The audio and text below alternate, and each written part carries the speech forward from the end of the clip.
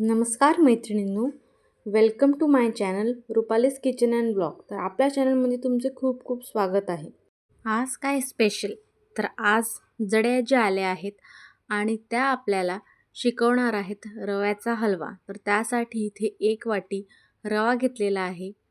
त्यानंतर इथे साखर घेतलेली आहे, जी आम्ही मोजून नाही ठेवली आहे आणि एवढी आपल्याला वापरायची नाही आहे, पण ती फक्त दाखवण्यासाठी आम्ही ठेवलेली आहे.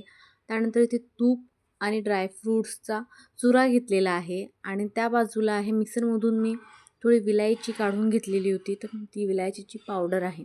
सर्वप्रथम आपण इथे कढाई गरम करायला ठेवणार आहोत आणि कढाई गरम झाल्यानंतर आपण यामध्ये तूप टाकणार आहोत. साधारण 3 ते 4 मोठे चमचे यामध्ये आजींनी तूप टाकून घेतलेलं आहे.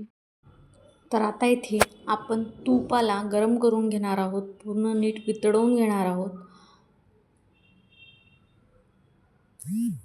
तर आता 1 मिनटं साधारण आपल्याला लागेल इथे नीट तूप वितळण्यासाठी आणि मग त्यानंतर आपण यामध्ये रवा टाकून घेणार आहोत.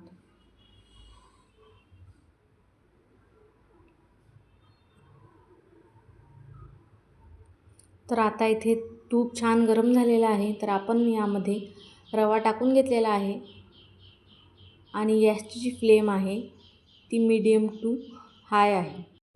तर आता इथे आपल्याला छान हलवून घ्यायचं आहे आणि लक्ष नेहमी इथेच ठेवायचं आहे. दर 2-2 मिनटांनी परत आपल्याला परतवत राहायचं आहे, कारण इथे लागण्याची, खाली करपण्याची शक्यता फार असते. त्यामुळे आणि आजींच्या हातचा शिरा म्हणजे 1 नंबरच, खूप छान आणि चव तर उत्तमच असते, कारण आम्ही नेहमीच खातो. तर आज आम्हाला रेसिपी दाखवायची होती की आजी कसं बनवतात आणि त्यांच्या हाताची चव आहे ती फक्त त्यांच्या हातालाच येते. त्याच बनवतात तेव्हाच तशी चव येते आणि मी कितीही ट्राय केलं तरी मलाही तशी चव येत नाही. म्हणून मला त्यांची जी पद्धत होती तीही तुम्हाला दाखवायची होती की ते किती छान बनवतात. तर आता इथे हलवता हलवता आजी माझ्यासोबत गप्पाही करत आहेत.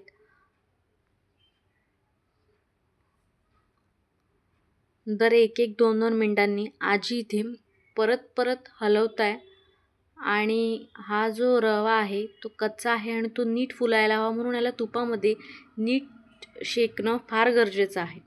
साधारण इथे आजीने 9 ते 10 मिनटं बारीक गॅसवर याला शेकून घेतलेला आहे, कारण तेव्हाच त्याची चव एकदम उत्तम येते, नाहीतर तो कच्चा कच्चाच लागतो.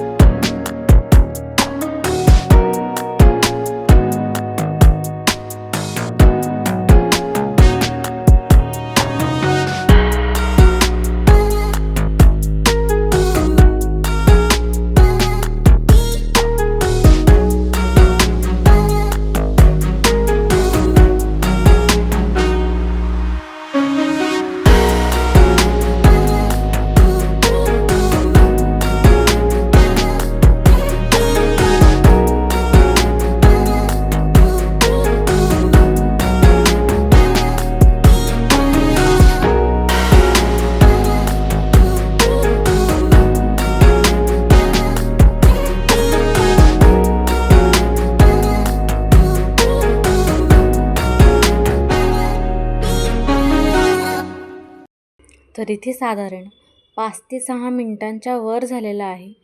रव्याला नीट हलवून तर रव्याला आपल्याला नीट भाजून घ्यायचा आहे तुपामध्ये, जेणेकरून त्याची चव जी आहे ती खूप छान येईल आणि तो छान फुलणार आहे. तर इथे आपल्याला पेशन्स ठेवून नीट याला हलवून घ्यायचं आहे आणि अजिबात घाई करायची नाही आहे. आणि गॅसची जी फ्लेम आहे ती एकदम लो राहणार आहे आणि लो गॅसवरच आपल्याला याला तुपामध्ये छान भाजून घ्यायचं आहे. तर ही आजींची रेसिपी आहे आणि आजींच्या हाताला फार छान चव असल्यामुळे आणि प्रत्येकाच्याच आजीच्या हाताला खूप छान चव असते, त्यामुळे त्यांच्या हाताने बनलेली कुठलीही रेसिपी ही छानच असते. तर आता इथे 6 ते 7 मिनिटांच्या वर झालेलं आहे आणि आपण एकदा इथे परत नीट हलवून घेणार आहोत. अजून 1 ते 1.5 मिनटं इथे नीट भाजून घेतल्यानंतर आपण यामध्ये दूध टाकणार आहोत आणि साईडला मी तिथे गरम पाणीही ठेवलं होतं की जर दूध कमी पडलं तर आपण यात थोडं कोमट पाणीही टाकणार आहोत. तर आता 7 ते 8 मिनटं नीट शिजवून घेतल्यानंतर म्हणजे नीट वाफवून घेतल्यानंतर भाजून घेतल्यानंतर आपण यामध्ये दूध टाकलेलं आहे. तर आता इथे दूध आजींनी अंदाजे टाकलेला आहे. जेवढा रवा घेतलेला आहे त्या हिशोबाने त्यांना जेवढा दूध टाकावंसं वाटतं आहे त्यांच्या अंदाजाच्या हिशोबाने तेवढं त्या टाकणार आहेत. तर आता इथे छान मिक्स करून घेत आहे आजी.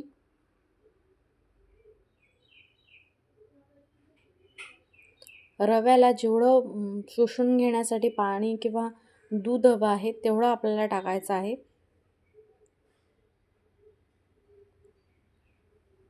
तर इथे आता आपण नीट मिक्स करून घेणार आहोत रव्याला आणि गॅसची जी फ्लेम आहे ती लो आहे. त्यानंतर आपण यामध्ये साखर टाकलेली आहे. तर साखर इथे 1 वाटी साखर आजींनी यामध्ये टाकलेली आहे. ज्या वाटीने रवा घेतला होता त्याच वाटीने आजींनी यामध्ये 1 वाटी साखर टाकलेली आहे. तर आता इथे आपल्याला साखरला नीट वितळून घ्यायचं आहे आणि गॅसची जी फ्लेम आहे ती बारीक आहे. तर आता आपण रव्याला नीट हलवून घेणार आहोत, जेणेकरून साखर जी आहे ती सगळीकडे नीट लागेल.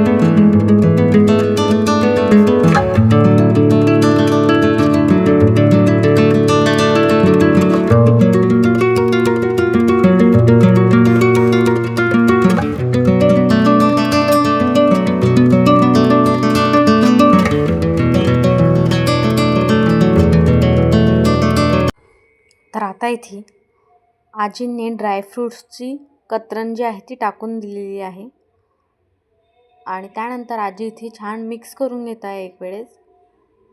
तर इथे दूध टाकल्यानंतर आजीने साधारण 3 ते 4 मिनटं बारीक गॅसवर रव्याला छान हलवून घेतलेलं आहे. शिऱ्याला आहे ज्याला छान वाफवून घेतलेलं आहे आणि त्यानंतर यामध्ये हे ड्रायफ्रूट्स टाकलेले आहेत.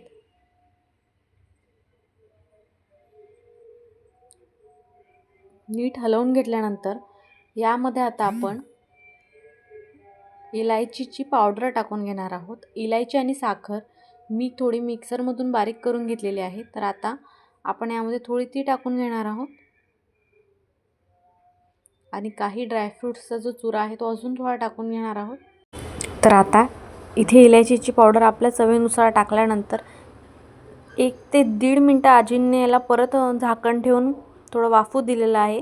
तर त्यानंतर आपला जो रवा आहे तो खाण्यासाठी रेडी आहे आणि चवीला तर उत्तमच आहे. तर अशाच नवनवीन रेसिपीजसाठी आपल्या चॅनलला सबस्क्राईब करा आणि व्हिडिओला लाईक करा. तर आता मी तुम्हाला प्लेटिंगही करून दाखवते की आपला रवा कसा दिसतो आणि त्यानंतर आज काय स्पेशलमध्ये आज बनलेली आहे पत्तागोबीची भाजी, वांग्यांची भाजी, चण्याची भाजी आणि गोडामध्ये आहे हा शिरा आणि पुऱ्या. तर आज आहे नागपंचमी, तर नागपंचमीच्या तुम्हा सर्वांना खूप खूप शुभेच्छा. तर भेटूया परत अशाच नवनवीन रेसिपीसोबत. तुमचे खूप खूप धन्यवाद.